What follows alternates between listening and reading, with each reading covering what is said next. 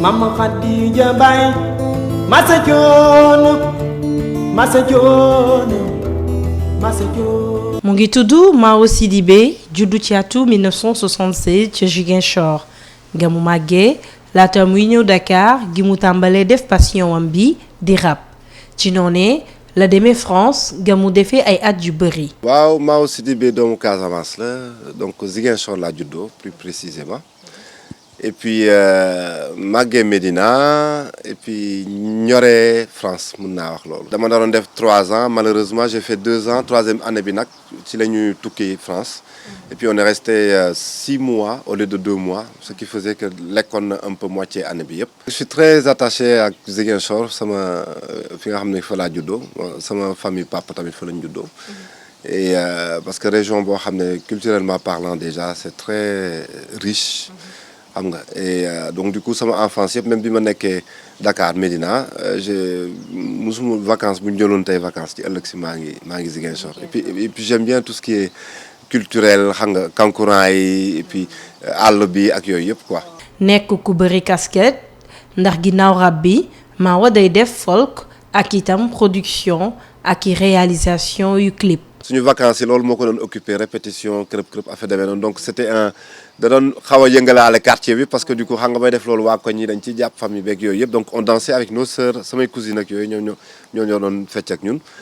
donc on a commencé par ça et puis bon il y avait le rap à côté à PBS Daara J puis Fras ak yooyu yëpp et puis ça nous a donné envie aussi de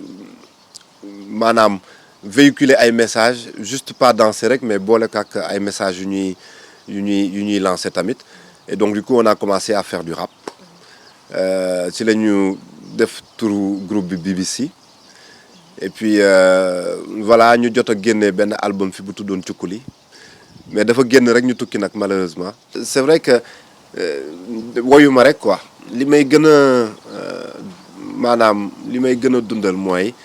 justement les réalisations que je fais. bi ñu décidé toog c'est lui qui nous a offert l'opportunité pour ñu mën a liggéey foofu donc on est très vite devenu ay technicien son en fait donc loolu moo doon man sama liggéey à la base mooy ingénieur du son mooy def des concerts en live ak yooyu yëpp quoi et tous les trois on a travaillé foofu noonu jusqu'à ñaar ñi sax d'ailleurs ils continuent ça et man à un moment donné comme je voulais pas rester en France et bëgguma woon am benn contrat boo xam ne daf may téye foofu. Donc du coup j'ai réfléchi à d'autres solutions donc j'avais envie de faire du son donc ci laa commencé def studio son commencé def ay vidéo tamit def ay métiers yi nga xam ne kii c'est des métiers que tu peux exercer n'importe où. waaye li tax tey ñuy fësal dundinu Mao Sidibé mi mooy li mu nekk ndaw tukki dellu si fii ci biir réew mi ngir soqali ko. boo amee chance tukki ñëwaat en fait les gens sont moins indulgents moins nu ñu koy waxate moins tolérants en fait parce que suñu liggéey moo ñu yóbbu woon et puis bi ñu dellu see xam nga boo toogee fii liggéeyoo defoo dara et puis xaalis amul ak yooyu yëpp les gens ils sont en fait finalement dañ lay culpabiliser loolu mais yéen da ngeen dof yéen chance bi ngeen am ngeen dem en France ba pare di ñibbisiwaat donc en fait limite dañ la naan boo galéré tey ji yaa ko teg sa bopp parce que t'as eu la chance ñun c'était pas une chance de rester là-bas mais c'était une opportunité plutôt dem découvrir autre chose quoi. moo tax 3e fois bi ñu demee on était censé revenir encore parce que dañ naroon def benn tournée 2 mois finalement il y a eu d'autres dates yi nga xam ne ki dafa ñëwaat encore ci diggante bi donc ñu mujjee yokkaat suñu visa ba 6 mois et ci lañ toog 6 mois après on avait perdu l'année d'études. Et après on s'est concerté xool ak producteur bi qu'est-ce qu'on faisait est-ce qu'on rentrait wala dañuy toog tenter suñu chance et puis finalement on a décidé de rester toog foofu jéem a tenter suñu chance. Mao du deñ ci dolli xel ay moroomam. rek àdduna moom ak nu mu mënti demee jaar lépp expérience la rek moo tax ma ne amul échec amul expérience moo am. parce que lu si nekk di nga tenter lii di nga tenter lële di nga essayer man j'ai beaucoup de respect pour ñi nga xam ne ki ñu ngi débrouiller wu ak li ñu mën jógee fii ci suuf ba yegg fii te fekk ne ñoom ñoo entamel seen bopp affaire yi xaaruñu kenn jàppale leen et c'est très important et puis loolu laay ñaax sax jeunes yëpp moom laay wax noonu ma ne leen souvent nit day ñëw ne day ñëw def si stage day ñëw def formation wala daf ko intéressé affaire musique affaire vidéo ak yooyu yëpp ma ne déjà balaa ngay ñëw nit di la jàppale il faut que yow nga njëkk déjà jàppale sa bopp c'est très important yow nga motiver déjà xool lan nga mën a def par toi-même d'abord avant ngay dem sax nit di la jàppale. mu nekk ku teel a doon jirim loolu sax bokk ci li ko gën a marqué. La première chose mooy sama décès yaay mais boobu comme j'étais trop petit donc du coup c'était beaucoup trop loin waaw bi ma amee 8 ans la gaañu. Et puis bi ma gën a marqué nag mooy sama décès pap parce que moom fekkuma fi boobu fekk na tukki naa saa yu ma amee benn réussite sama xel ci ñoom lay dem en fait parce que yoo xam ne da ngay am envie partager ko ak say parents et puis t'as toujours envie wax ko voilà ne ko fii laa tollu tey fii laa kii tu vois y a plein de choses yi nga xam ne que xam nga boo nekkee jeune da ngay am ambition parce que bi muy gaañu man j'avais 22 ans donc du coup maa ngi doon commencer di foraatu di kii ak yooyu yëpp donc da ngay am lu bëri loo xam ne bëgg nga ko defal sa pap mais nag bu fekkee dafa gaañu avant ngay réaliser loolu da lay maanaam t'as toujours un manque en fait da ngay am manque boo xam ne moo tax même boo ko mënul def ak moom tamit t'essaies de partager d'une autre manière pour moom mu fier ci yow même bu fi nekkatul tey man je sais que mi ngi may xool donc du coup loolu rek tey ji même bu may def dara sax sama xel day dem ci moom parce que dama naan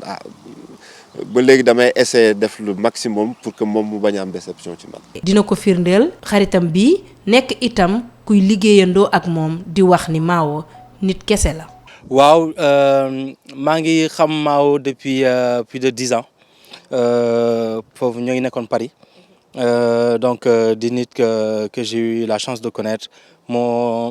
on a travaillé ensemble moo defal sama premier album bu kenn toog et li ma mën a témoigner si moom mooy nit ku sincère la c'est une très très belle personne wax dëgg yàlla nit ku baax la nit nga xam ni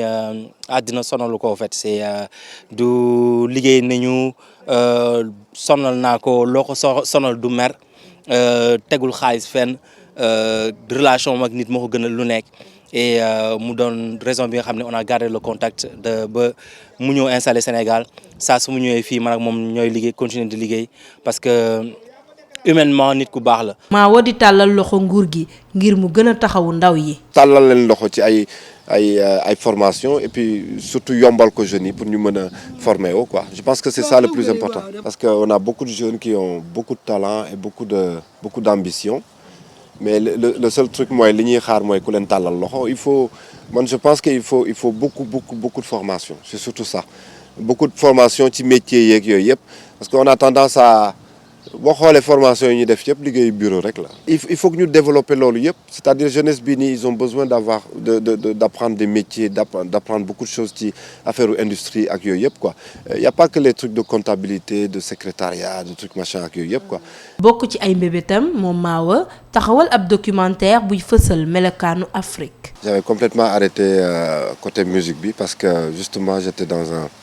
projet documentaire. film documentaire mooy def ak sa benn xarit bu tudd Audi Valera et donc du coup documentaire bi mi ngi tudd le Sénégal entre ciel et terre et documentaire boo xam ne du coup dañuy filmer Sénégal bi yëpp donc il y a vraiment beaucoup d'images de drone genre on va dire 70% d'images de drone et 30% d'images caméra et donc du coup on avait envie justement de montrer un autre visage du Sénégal de l'Afrique et loolu moo tax ñu bëggoon def documentaire boobu tudd le Sénégal entre ciel et terre c'est un documentaire de 52 minutes boo xam ne dinañu retracer un petit peu tous les beaux paysages qu'on a on va montrer que le positif du Sénégal donc loolu moo waral nag depuis ça fait 1 an ñuy parcourir tout le Sénégal tey jii moom macha allah Sénégal léegi amatul benn secret ci man. doon patriote bu bëgg taxaw ci avancement réew mi bëgg lool tàllal loxo ay rakkam ci biir art bi lii rek mooy dundinu Mao Sidibé suñu folk rappeur bii.